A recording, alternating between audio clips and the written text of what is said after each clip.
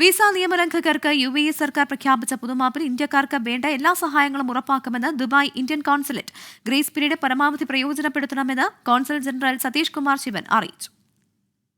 പൊതുമാപ്പിന് സമാനമായ grace period അടുത്ത മാസം 1 മുതലാണ് ആരംഭിക്കുക. 2 മാസക്കാലം നീണ്ടു നിൽക്കുന്ന ഗ്രേസ് പീരീഡിന്റെ ആനുകൂല്യം പരമാവധി പ്രയോജനപ്പെടുത്തണമെന്ന് ദുബായിലെ ഇന്ത്യൻ കോൺസുലേറ്റ് ആവശ്യപ്പെട്ടു.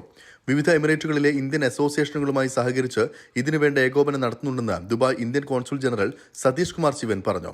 ആവശ്യക്കാർക്ക് സഹായം ഉറപ്പുവരുത്തുമെന്നും അദ്ദേഹം വ്യക്തമാക്കി. We hope that people who want to avail of this facility will reach the consulate either directly or through the associations.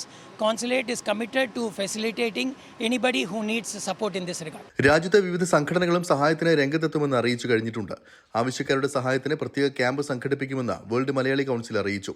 കേസുകളിൽ അകപ്പെട്ടിട്ടുള്ളവർക്ക് അവ തീർപ്പാക്കാനുള്ള സാമ്പത്തിക സഹായം ഉൾപ്പെടെ നൽകാനായി ശ്രമിക്കുമെന്നും സംഘടനാ പ്രതിനിധികൾ വ്യക്തമാക്കി. ക്രിമിനൽ കേസുകൾ സ്വാഭാവികമായിട്ടും ആംനസ്റ്റിയിൽ അങ്ങനെ എടുക്കാറില്ല എന്നുള്ളതാണ് നമ്മൾ ഇതിനെ കണ്ടുവന്നിരിക്കുന്നത്.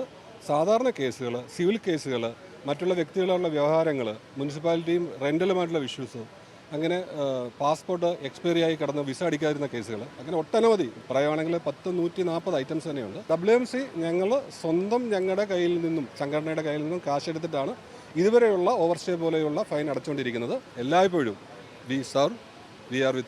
UAE സർക്കാർ പ്രഖ്യാപിച്ച ഗ്രേസ് പീരീഡ് കാലയളവിൽ UAEയിൽ മതിയായ രേഖകളില്ലാതെ അനധികൃതമായി കഴിയുന്നവർക്ക് പിഴ കൂടാതെ താമസം നിയമാനുസൃതമാക്കാനും സ്വന്തം രാജ്യത്തേക്ക് മടങ്ങിപ്പോകാനും സാധിക്കും.